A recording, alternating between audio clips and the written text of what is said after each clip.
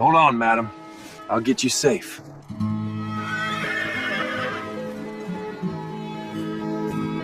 A cowboy rescued a woman from snow, then discovered she was carrying his future child.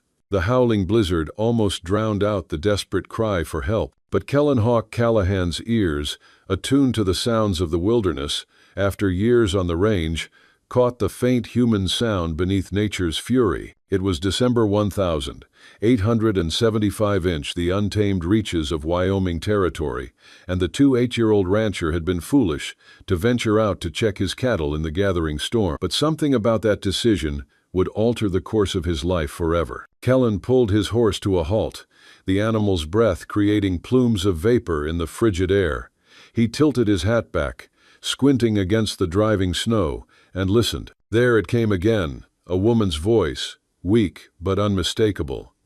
"Hello," he called out, his deep voice carrying over the wind. "Where are you?"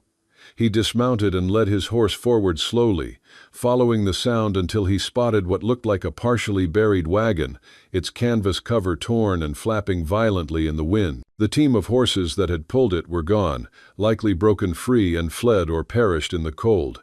A faint cry came again, and Kellen saw the movement. She was tied there, her hands and feet bound. An old, cruel joke by some low-life travelers. "Help!" The voice was weaker now. Kellen hurried forward, his boots crunching through the deep snow. He found her huddled beneath what remained of the wagon's cover, a young woman with long, raven-black hair and skin pale with cold. Her clothes were woefully inadequate for the Wyoming winter, a sign she wasn't from these parts. He quickly drew his hunting knife and cut the thick ropes binding her. "Madam, can you stand?" Kellen asked, kneeling beside her. "My ranch is about 3 miles from here. We need to get you someplace warm." Her eyes fluttered open, revealing irises of a deep, dark brown, like the rich soil of the plains before a summer storm. I don't know if I can," she whispered. Without hesitation, Kellen wrapped his heavy coat around her and lifted her into his arms. She was lighter than he expected, but there was a solidity to her that suggested she wasn't as fragile as she appeared. He settled her onto his horse, then mounted behind her, holding her securely against his chest. "Hold on, madam, I'll get you safe." The journey back to his ranch was treacherous. The snow fell in thick, heavy curtains, and the wind bit through his clothing now that he'd sacrificed his coat. But Kellen was no stranger to hardship. He'd built his modest spread from nothing after the war, working as a trail hand until he saved enough to buy his own land. Cold was just another enemy to overcome. By the time they reached the simple but sturdy log cabin he called home, the woman had fallen unconscious, her breathing shallow.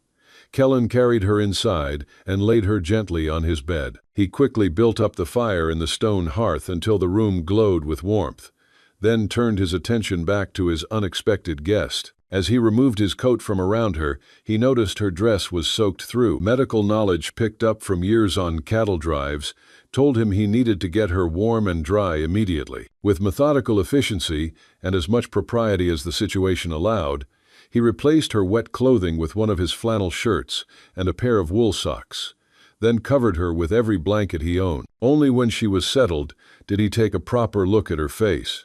She was beautiful, with delicate features and full lips now regaining their color. He guessed she was in her early 20s, and despite the circumstances, there was a peacefulness to her expression as she slept. Kellen pulled a chair next to the bed and settled in for a long night of vigilance, determined that this stranger wouldn't die on his watch. Dawn broke with the storm still raging outside. If you enjoy the story, hit that subscribe button right away, and if you don't, then just hit the like button anyway to keep more Wild West love stories coming. Wyatt had dozed off briefly but woke to find a pair of deep brown eyes studying him intently. "You saved me," she said, her voice stronger than it had been the night before. Kellen straightened in his chair. "Anyone would have done the same, madam. Coyote Moon," she offered. "And I'm not so sure about that.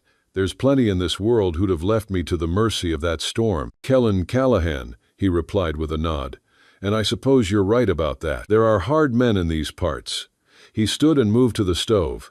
"Can you manage some coffee and broth? You need to warm up from the inside out." "Thank you," Coyote Moon said, attempting to sit up. She winced suddenly, her hand going to her abdomen. Kellen was at her side in an instant. "Are you hurt? Did I miss an injury?" She shook her head, a faint blush coloring her cheeks. "No, I'm not injured. She paused, seeming to debate whether to continue. "I'm with child." The revelation struck Kellen like a physical blow. Here he'd been thinking only of saving a lone traveler, not realizing he'd rescued 2 lives. "How far along?" he asked, his voice gentler than before. "About 4 months," she replied, her hand protectively covering her belly. "It doesn't show much yet, especially under all these blankets." "The father?" Kellen began, unsure how to phrase his question. Coyote Moon's eyes hardened. "Is not in the picture. I was traveling to my cousin's home in Laramie. She's a widow with a boarding house. Said I could help her run it." Kellen nodded, not pressing further. Whatever her circumstances, judging her was not his place. "Well, you're welcome to stay here until the storm passes and you're strong enough to continue your journey." Over the next 3 days, the blizzard continued unabated, effectively trapping them together in the cabin. Kellen slept on a pallet by the fire, giving Coyote Moon his bed. They established a routine of sorts. He tended to his livestock in the barn during brief respites in the storm, while she, regaining her strength, insisted on cooking meals from his limited supplies. On the evening of the 3rd day, as they sat before the fire, sharing a simple supper of beans and cornbread, Coyote Moon finally spoke of what had brought her to this desolate stretch of Wyoming in winter. "His name was Elias," she said without preamble. "We met in Omaha, where I worked as a seamstress. He was charming, handsome, said he was passing through on business." She stared into the flames. "I believed him when he said he loved me, believed him when he promised marriage." Kellen remained silent, letting her words fill the space between them. "When I told him about the baby, he disappeared. Later, I learned he already had a wife back east." She laughed bitterly. "My parents disowned me. The shame of an unwed daughter with child was too much for their standing in the community. My cousin Martha was the only one who offered help." "That's a hard road for anyone," Kellen said finally, "but especially for a woman alone." Coyote Moon looked up at him, defiance flashing in her eyes. "I don't need pity, Mr. Callahan. I made my choices." "Not offering pity, miss," Kellen replied, "just acknowledging strength when I see it." Something in his words seemed to catch her off guard. The defiance in her expression softened, replaced by a tentative appreciation. "Tell me about your ranch," she said, clearly wanting to change the subject. "It seems a lonely life for a man on his own." Kellen leaned back in his chair, considering his answer. "It is lonely at times," he admitted, "but after the war, I crave the quiet. Saw too much death, too much suffering. Out here, a man answers only to himself and the land." "You fought in the war?" She nodded. "Union cavalry. Enlisted when I was 18, fought until Appomattox." "You must have seen terrible things," she said softly. "Yes," he replied simply, not elaborating. Those memories were locked away, only occasionally breaking free in nightmares that left him gasping in the dark. "But that's the past. Now I have this place, 200 acres, 40 head of cattle, a few horses. It's not much compared to some of the big outfits, but it's mine. I work it alone most of the year." "It sounds peaceful," Coyote Moon said, a wistful note in her voice. "It can be hard work, but rewarding." Kellen studied her face in the firelight. "And what about you? Is a boarding house in Laramie what you really want?" Coyote Moon sighed. "What I want and what's possible are different things, Mr. Callahan. A woman in my position doesn't have the luxury of dreams. If you like Wild West love stories or Wild West stories, drop a bunch of 1 second and your place in the comments for the Wild West Love channel. Tell me where you're listening from so I don't feel so alone out here." The storm finally broke on the 4th day, leaving behind a pristine white landscape under a brilliant blue sky. Kellen ventured out to assess the damage to his property and check on his livestock. Miraculously, his small herd had weathered the blizzard in the shelter of a canyon, and his losses were minimal. When he returned to the cabin, he found Coyote Moon standing on the porch, wrapped in one of his blankets, her face lifted to the sun. "It's beautiful," she said as he approached. I've never seen such emptiness, yet it doesn't feel empty at all. That's Wyoming for you, Kellen replied, removing his gloves. Makes a person feel small and significant all at once. Your wagon, Coyote Moon said suddenly. Do you think it could be salvaged? My belongings. I'll head out tomorrow to take a look, Kellen promised. But I have to be honest, Miss Moon. From what I saw, there might not be much left to salvage. Her face fell. I understand. It's just, everything I had was in that wagon. Clothes for the baby. The little money I had saved. We'll figure something out, Kellen assured her, surprised by his own determination to help this woman he barely knew. The next day, Kellen rode out to the site of the overturned wagon. As he'd feared, it was beyond repair. The wooden frame splintered by the force of the storm. He managed to recover a small woven basket containing some of Coyote Moon's clothing and personal items, including a worn leather-bound book and a silver hairbrush. He was returning these to his saddlebag when he noticed a leather wallet half buried in the snow. Curious, he picked it up and opened it. Inside was a stack of banknotes, more money than a seamstress would likely possess, and a folded document. Unfolding it, Kellen found himself looking at a wanted poster. The face sketched on it was unmistakably Coyote Moon's, though she was identified as Winifred Gladstone. The charge: theft of $5,000 from the First Bank of Omaha. Kellen stared at the poster, his mind racing. The woman he'd rescued, the mother-to-be he'd been caring for, was apparently a fugitive. He should turn her in, or at the very least, confront her with what he'd found.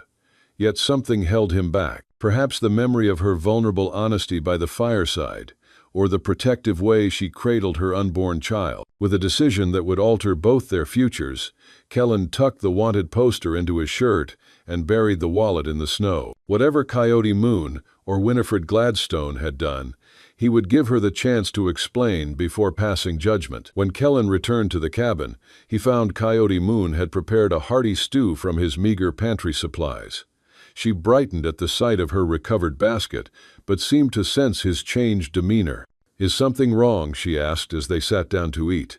Kellen considered his words carefully.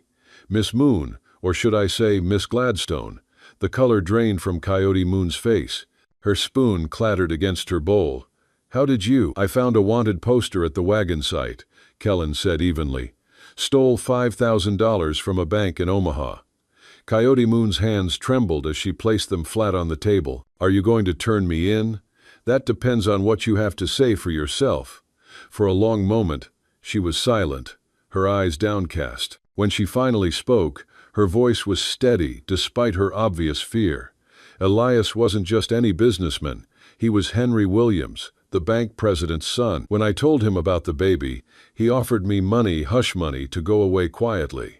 Said his father would disown him if he married a nobody like me. She looked up, meeting Kellen's gaze directly. I refused. I wanted him to acknowledge his child, not pay me off like some prostitute.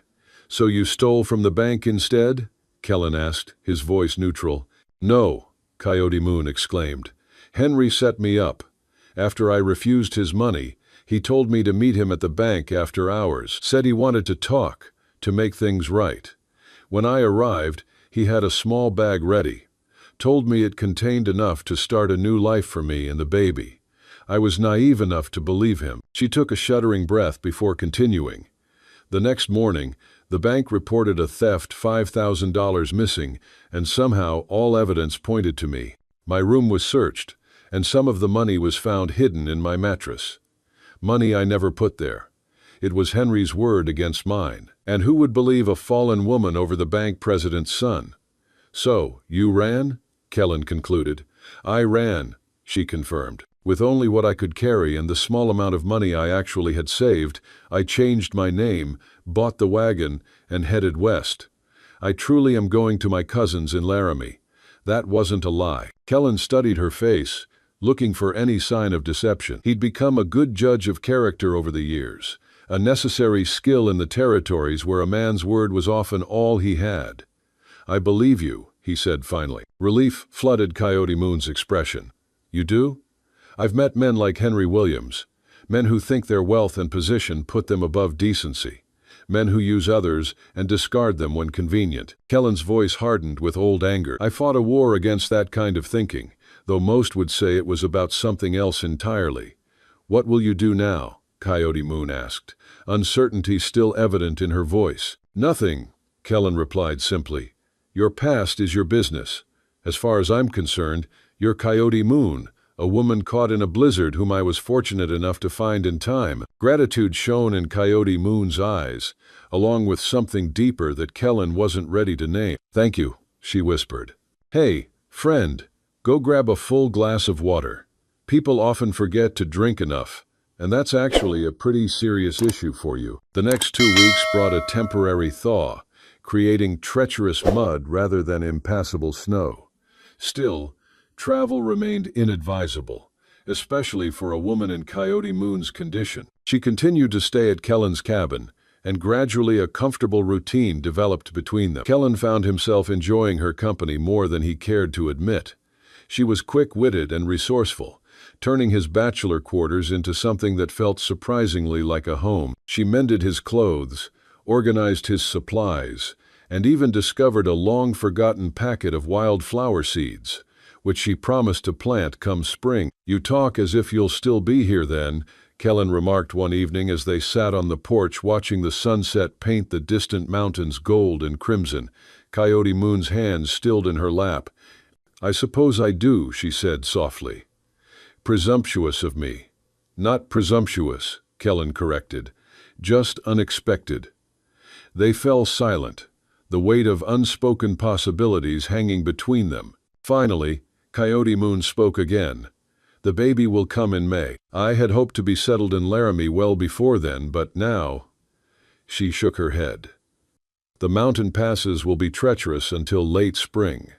By then I'll be too far along to travel safely. You're welcome to stay, Kellen said, surprising himself with how much he meant it.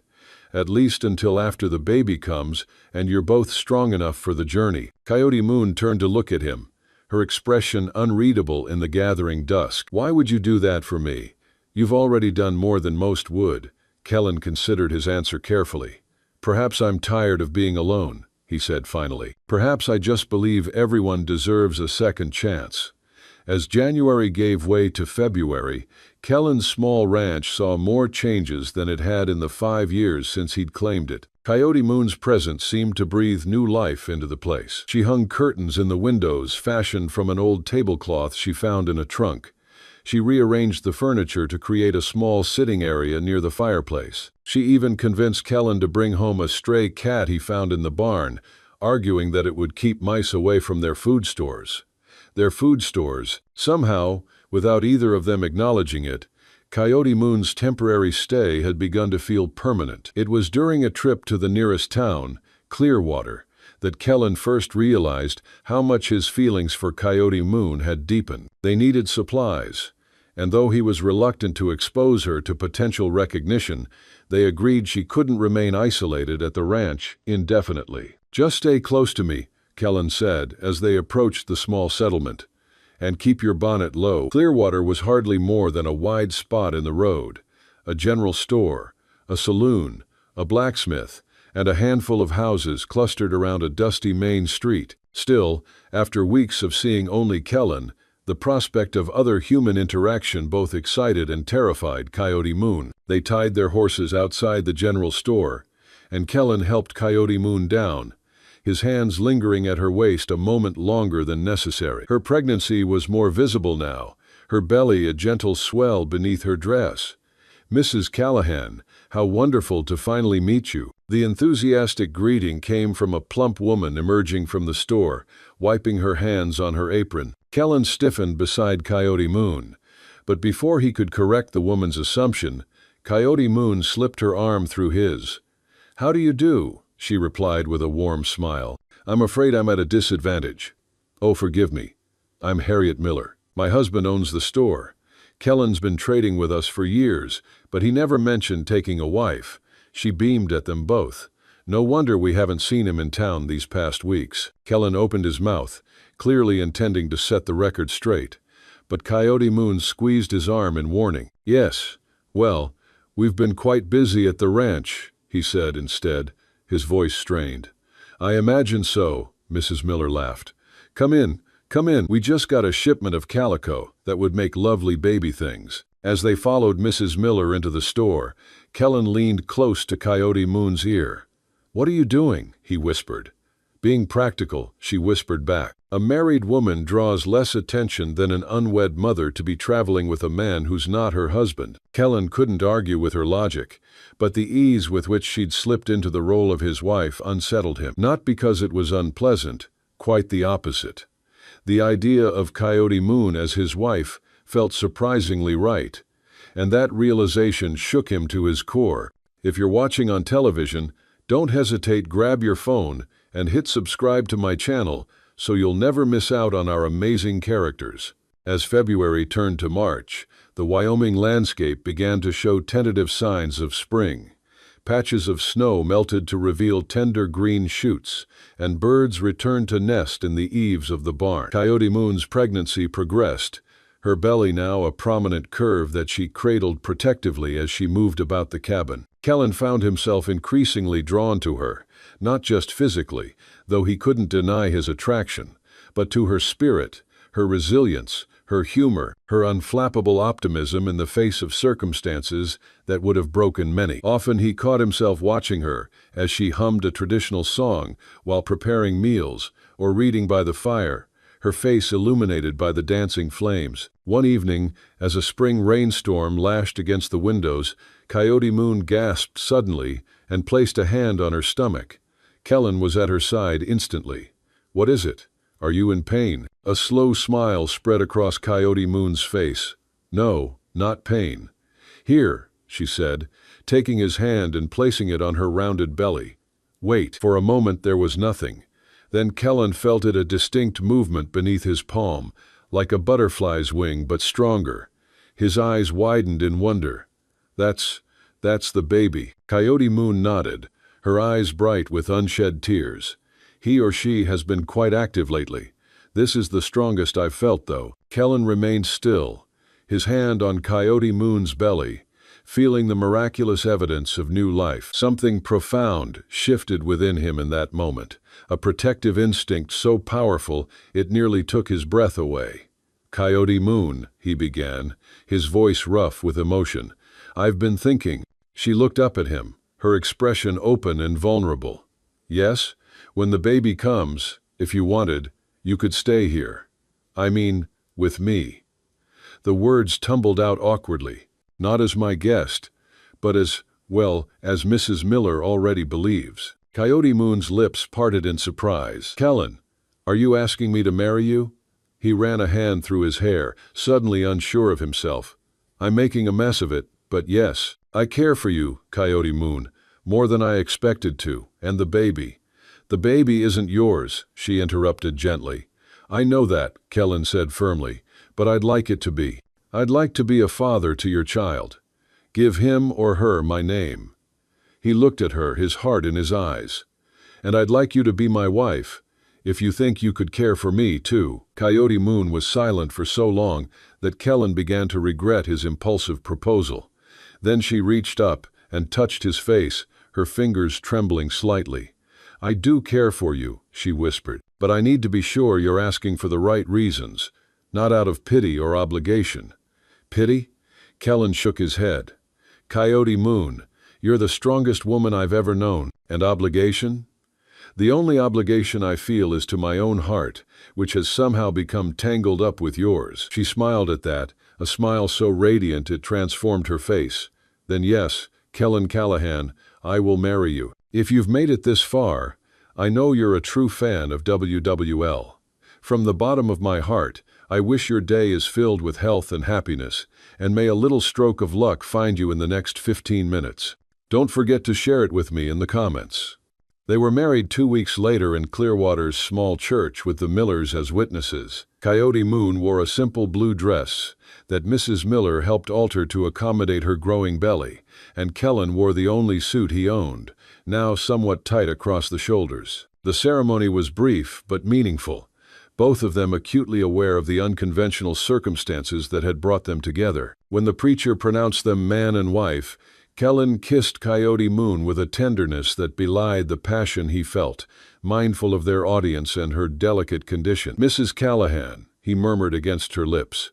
"Mr. Callahan," she replied, her eyes sparkling with happiness. The Millers hosted a small reception at their home, where the few residents of Clearwater came to congratulate the newlyweds. If anyone thought it strange that Kellen Callahan had suddenly appeared with a pregnant wife no one had met before, they kept their speculations to themselves. As they rode home that evening, husband and wife now in truth as well as appearance, Coyote Moon leaned against Kellen's chest, his arms around her as he held the reins.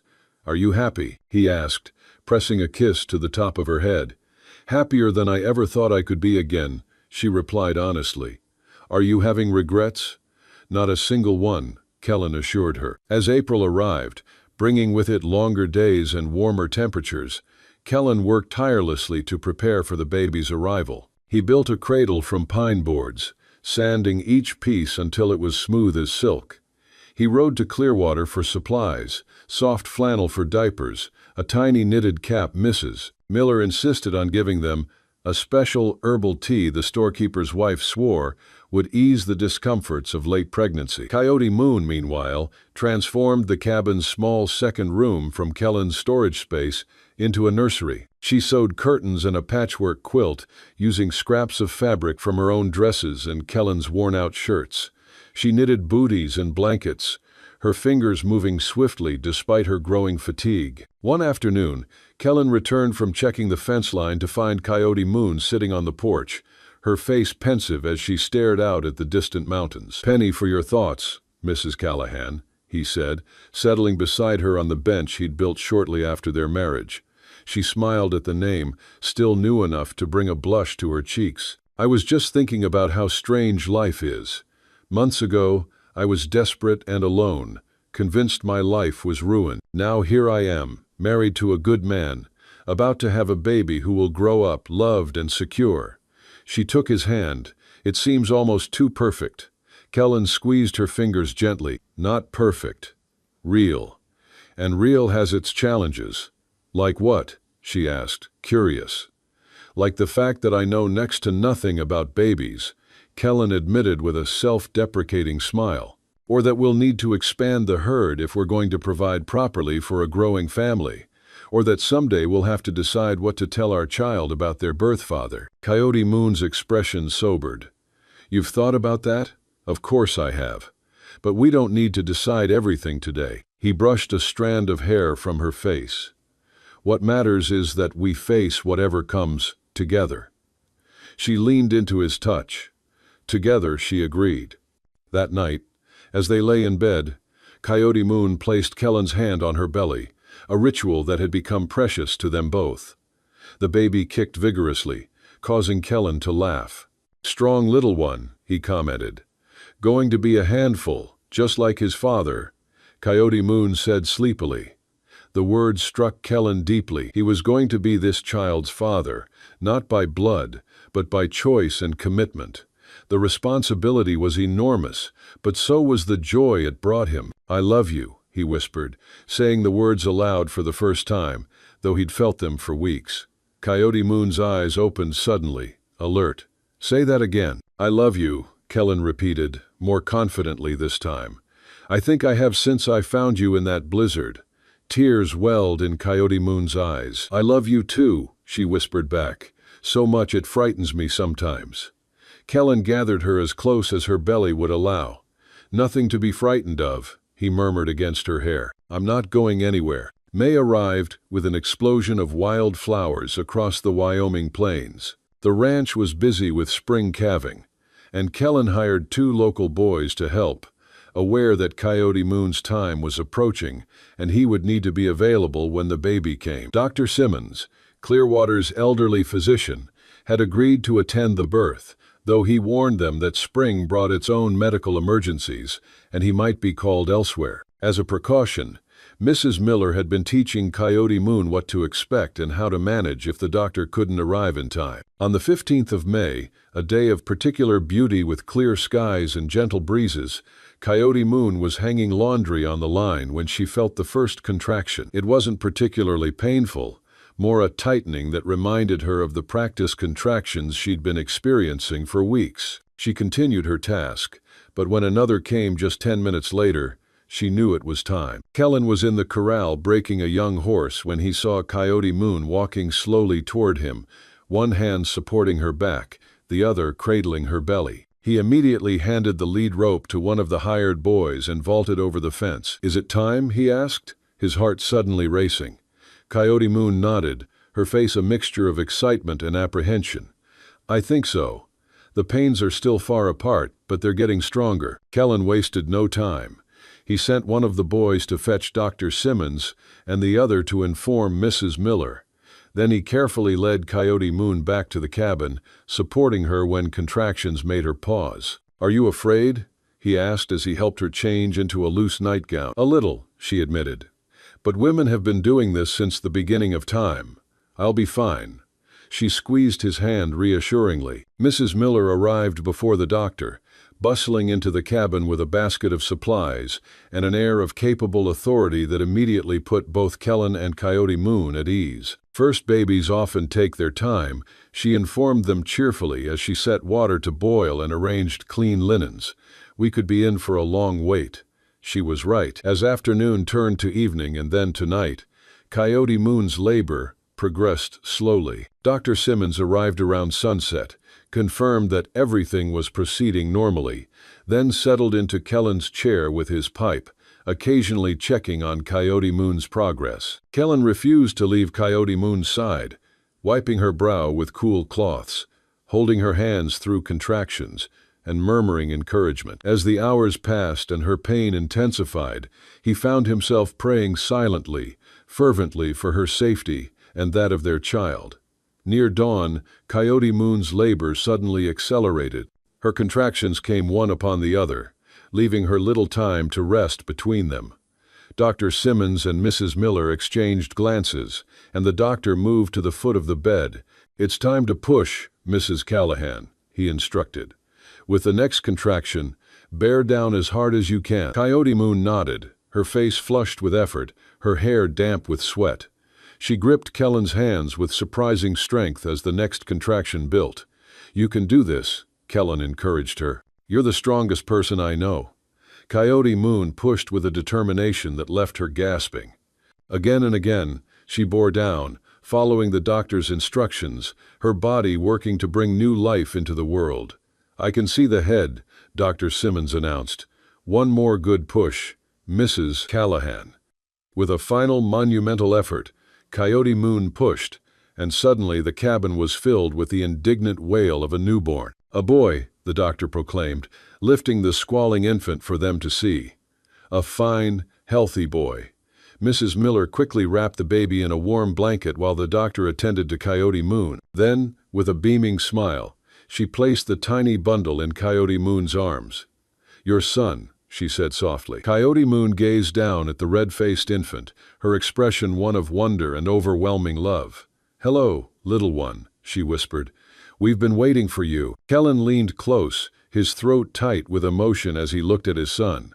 For that was how he thought of him, regardless of blood. The baby had a shock of dark hair, and when he briefly opened his eyes, they were the same deep brown as his mother's.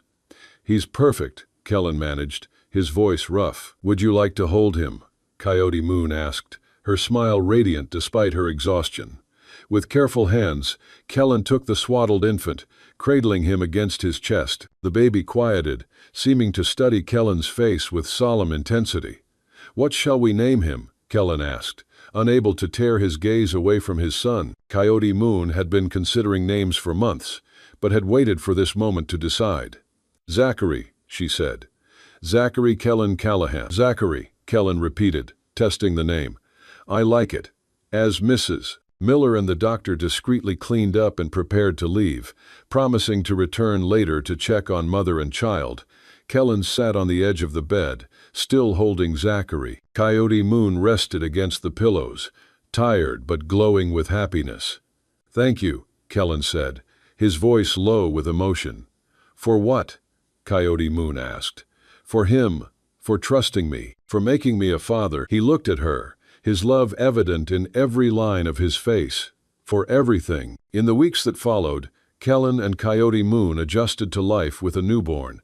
Zachary proved to be a good-natured baby with a hearty appetite and a fascination with his father's deep voice. Kellen would walk the floor with him at night, giving Coyote Moon a chance to rest, singing old trail songs and telling stories of cattle drives and cavalry charges. By midsummer, life had settled into a new rhythm. Coyote Moon regained her strength quickly, and soon she was back to helping with ranch chores.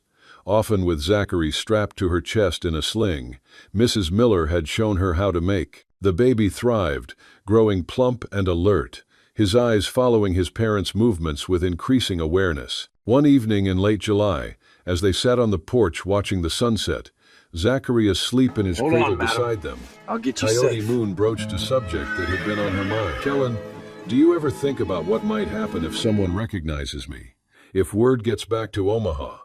Kellen had considered this possibility many times.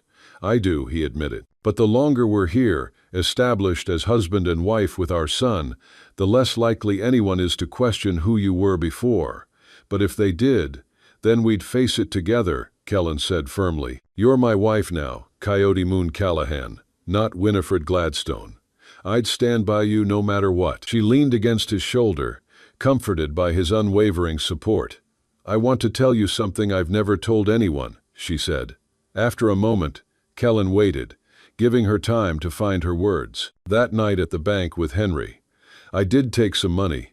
Not $5,000, not even close, just a few hundred that he gave me directly. She looked up at Kellen, her expression earnest.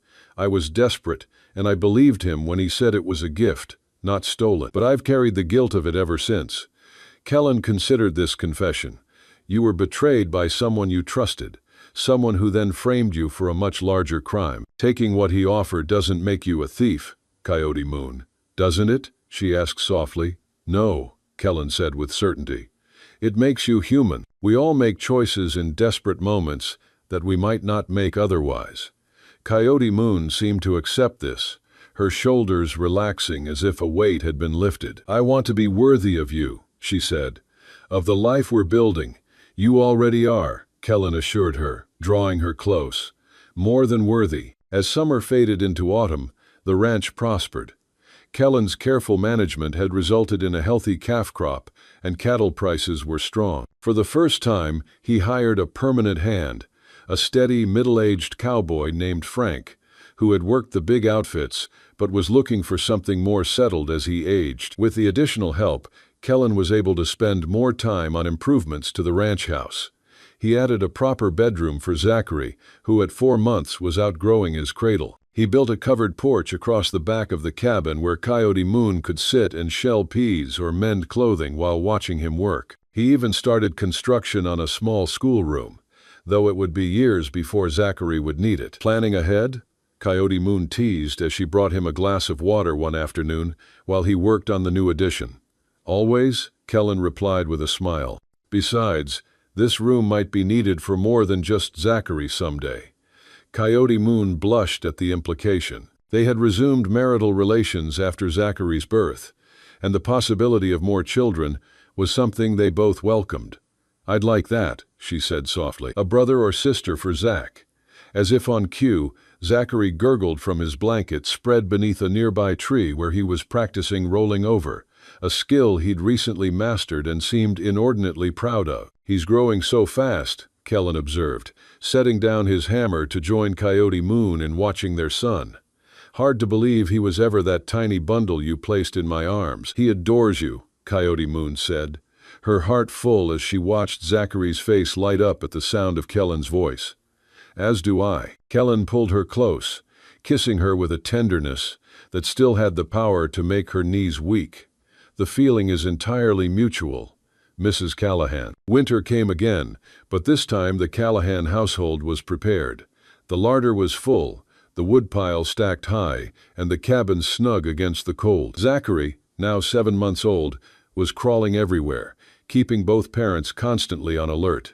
Christmas approached, bringing with it Kellen's favorite memory of their first year together. He had ridden to Clearwater for supplies, leaving Coyote Moon and Zachary at the ranch, with Frank nearby in the bunkhouse. When he returned, He found the cabin transformed. Coyote Moon had decorated with pine boughs and red ribbons. A small tree stood in the corner, adorned with paper stars she'd cut and painted.